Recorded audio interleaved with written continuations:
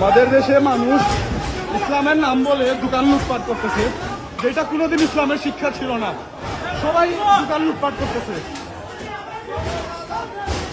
এখানে প্রকৃত মুসলিম একজনও নাই, সবাই চোর। এখানে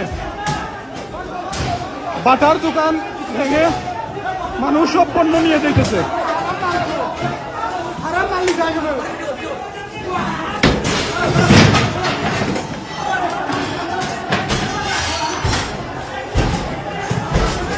ইসলাম কখনো এটা শিখায় নাই।